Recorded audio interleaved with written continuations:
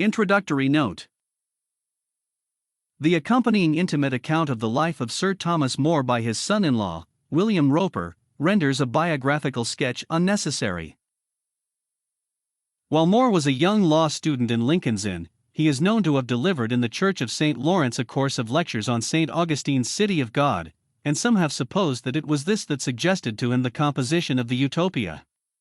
The book itself was begun in Antwerp in 1515, when More was in Flanders engaged in negotiations on behalf of the English wool merchants, and results of his observations among the towns of the Low Countries are evident in some of the details of his imaginary state.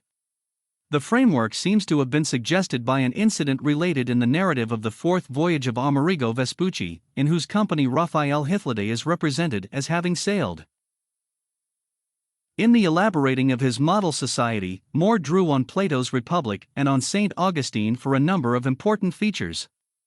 But the work as a whole is the outcome of the author's own political thinking and observation, though it is not to be supposed that he believed in all the institutions and customs which he describes. In ordinary intercourse, More was fond of a jest, and many, we are told, found it hard to know when he spoke seriously.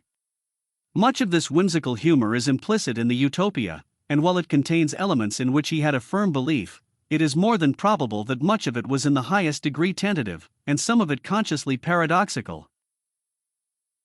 In spite of this uncertainty as to More's attitude, the influence of the book, both in imaginative literature and in social theory, has been considerable, and it is the ancestor of a long line of ideal commonwealths.